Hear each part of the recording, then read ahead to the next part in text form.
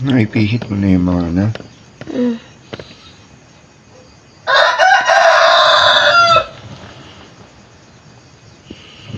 Ito, ito. Yan na siya. Itim naman siya. Itim, hindi namatay yung ilang. Iyan muna natin siya dyan. Ba't po ang itim? Hindi pa itim yan. Pwede kasing black red yan.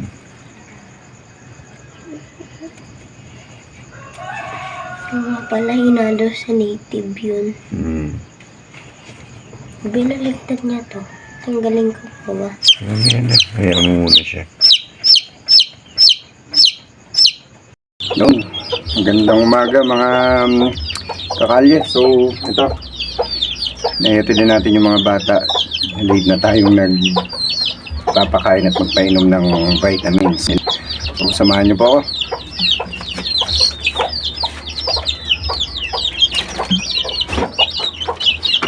Unahin natin itong nakukulit.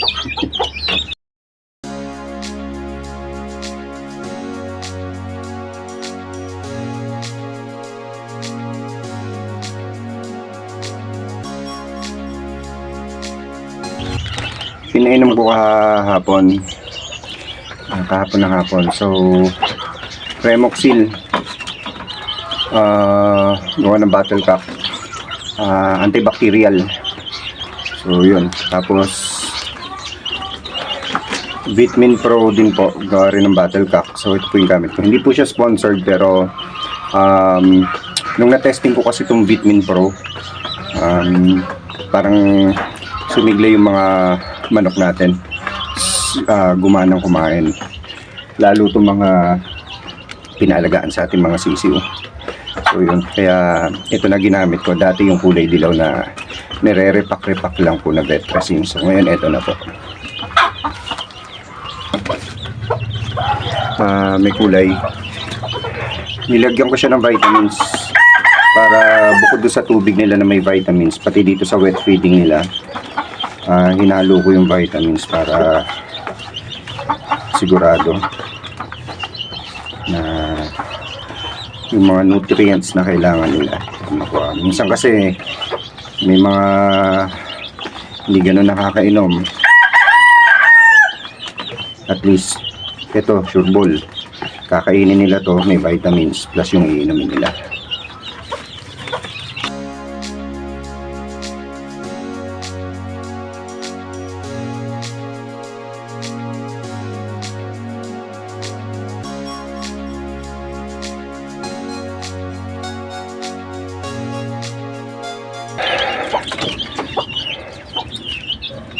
Yan.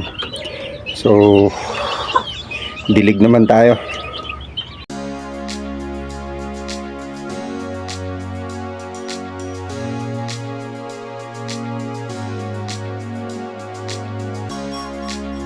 Good news. Yung ating Napier grass mukhang positive, tumutubo na siya. Ayan, papakita ko lang sa inyo. So, wala. Pero ito, alam nyo ba? Ayan. So, ito. Ayan. Sana nakita nyo. So, positive yung ating Napier grass. Yung Madre de Agua. Hopefully, tumubo na rin. So ngayon sa likod naman tayo magpakain. Tara. Yan na sila.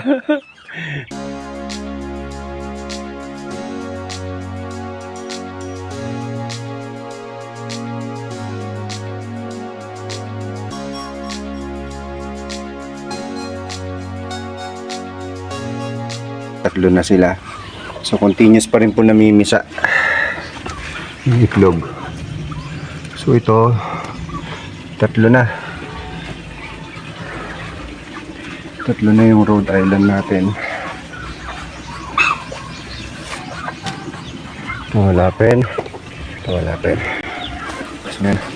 Ganyan yung ulos. Talo ang sabi halter eh.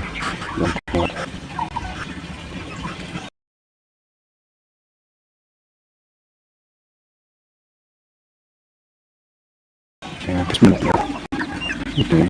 Hindi ko alam kung pero magililing o ano yun para maakyat sa lupa. Ayan ay so. Kaya sa ganbuya. Mayang hapon. Tignan natin kung pwede na sila dun sa antibacterial. Inumin natin sila antibacterial prevention. Mangingitlog to. Ito mga Rhode Island. Nililiit lang po yan nung kinuha natin dati.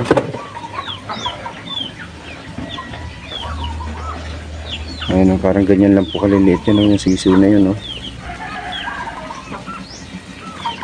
Pati yung puti.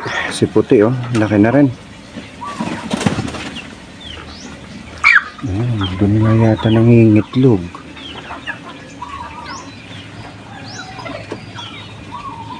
So,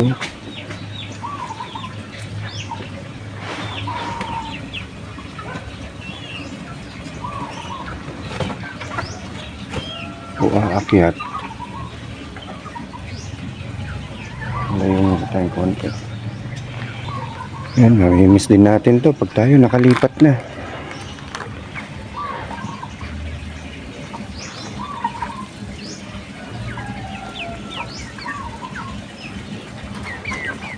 So yun, actually in-invite ko si Sir Francis dito. Yung kinuhanan natin ng Maximus na Rhode Island Red na sisiw.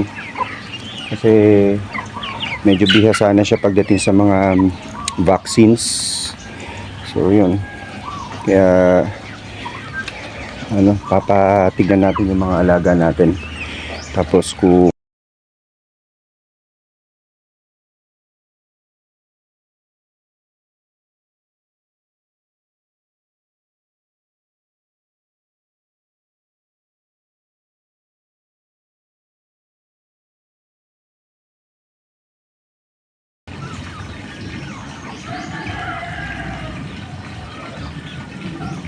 yan na paano gagawin niya. Dapat pala hindi nakaharap dito, medyo nakatagilid. Yan sinasabi ko guys na minsan dito tayo matututo kasi nakikita natin sila yung yung hirap nila sa para makapangitlog. Ayan unti-unti niya. Yung Rhode Island kasi pag lumipad siya dun sa may bato, diretso na dun sa may pugad. Ito kasi ginawa niya itong ayun na siya, nakapasok na. Ay, mangingitlog na yan. So nakita nyo kanina 3 po yung itlog niyan. So ngayon pag yan lumabas, magiging 4 na yan dapat. At ang kulay ng itlog niyan medyo lighter or puti. Kasi ang Rhode Island is medyo may pagka-brown yung kanyang itlog. Tingnan natin. Mukhang nahiya yata at may nanonood.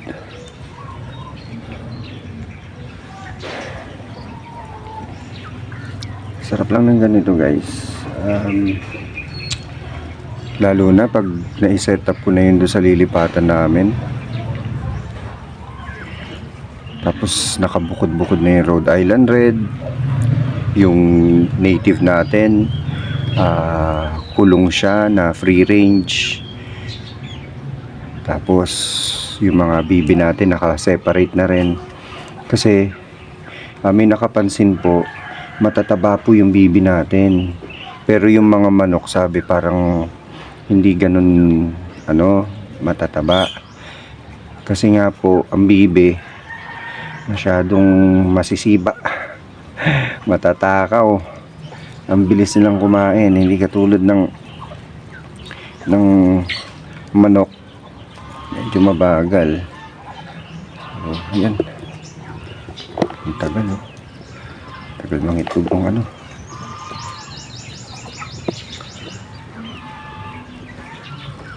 Pero nasayang yung ano. Nilagay natin yung itlog nung inahin na yun, oh.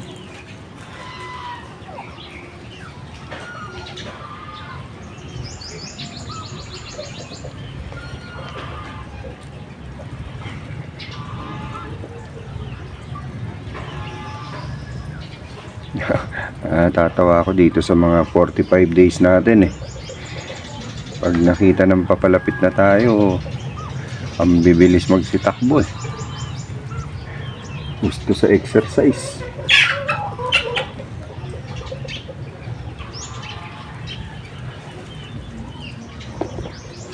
So, sinisimot nila yung mga tira-tirang sinaboy natin pagkain kanina.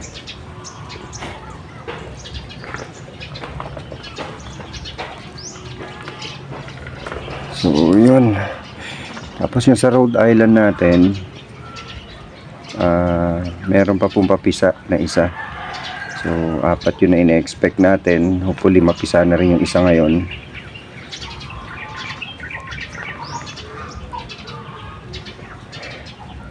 Ayan, siguro hanggang dito na lang.